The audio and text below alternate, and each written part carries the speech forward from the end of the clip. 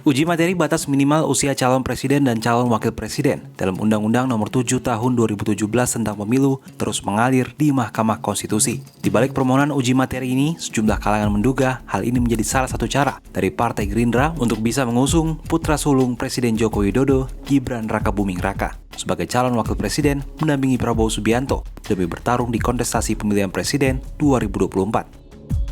Tercatat ada 3 permohonan uji materi mengenai batas usia minimal Capres dan Cawapres yang diajukan, yakni oleh PSI pada 9 Maret 2023, Partai Garuda 23 Mei 2023, dan sejumlah kepala daerah. Adapun Partai Gerindra mengajukan permohonan sebagai pihak terkait dalam perkara ini pada 31 Mei 2023 karena mengklaim diri sebagai partai politik yang memperhatikan hak konstitusional generasi muda yang berkecimpung di kancah politik. Para pemohon menggugat isi pasal 169 huruf Q dalam Undang-Undang Pemilu yang menyebut bahwa batas usia bawah cawapres adalah 40 tahun.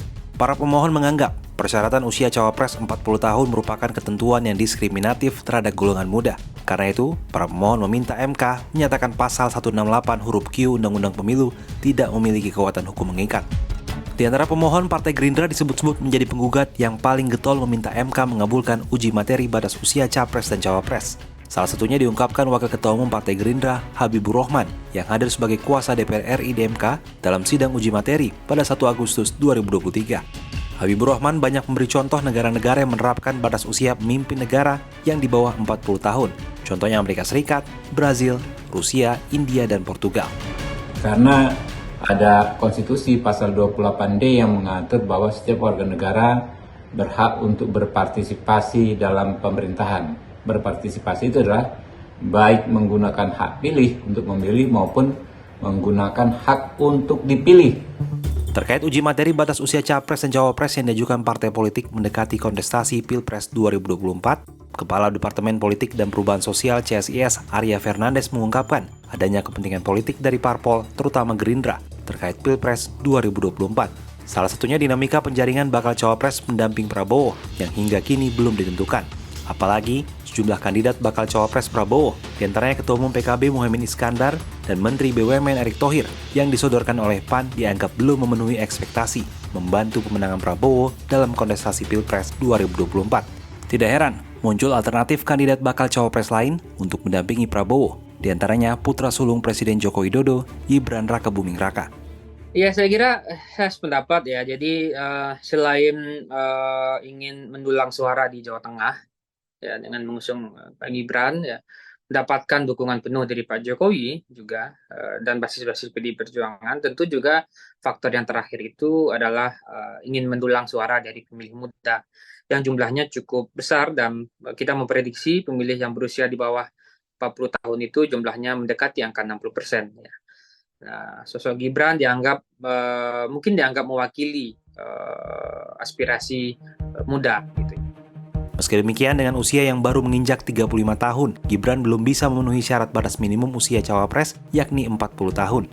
Tidak heran jika uji materi yang dilakukan oleh Gerindra disinyalir terkait dengan rencana Gerindra menduetkan Prabowo dengan Gibran di Pilpres 2024. Adapun Prabowo diusung sebagai calon presiden oleh Koalisi Kebangkitan Indonesia Raya yang beranggotakan Gerindra dan PKB. Belakangan, Partai Bulan Bintang juga merapat untuk mendukung Prabowo.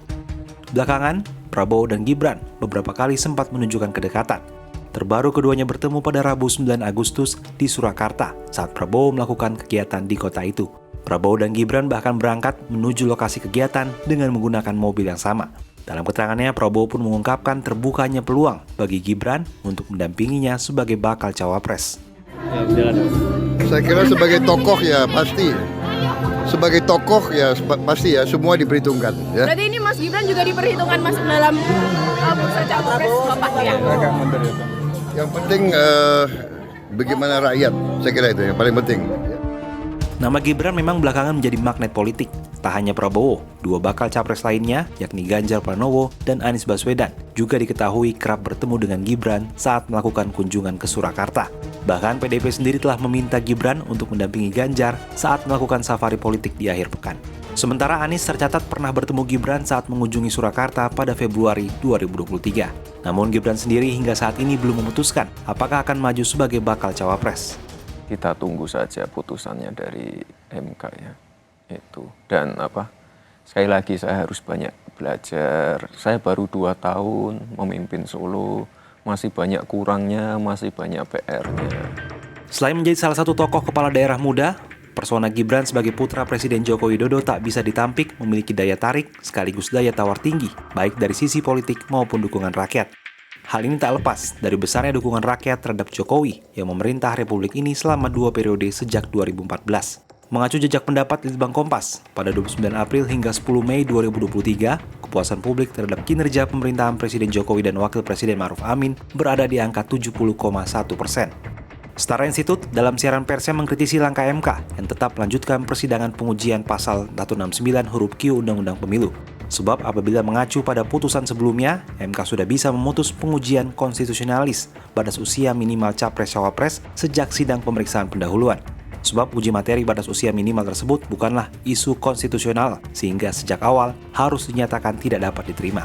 Setara Institut juga meyakinkan MK agar tidak terbawa irama politik menjelang pemilu dengan mempertaruhkan konsistensi, integritas, dan berbagai pengetahuan yang telah dihasilkan oleh MK sendiri dengan memaksakan diri menguji norma yang sebenarnya tidak mengandung isu konstitusionalis. Terlepas dari latar belakang politik yang diduga melatari pengajuan uji materi batas usia Capres-Cawapres ke MK, saatnya suara generasi muda lebih bisa diakomodasi dalam peradaban politik bangsa. Untuk itu, jika MK benar-benar mengabulkan permohonan tersebut, suara anak-anak muda yang merupakan mayoritas pemilih dalam pemilu 2024 diharapkan bisa benar-benar didengarkan aspirasinya, bukan sekedar alat untuk melanggengkan libido politik jangka pendek tertentu.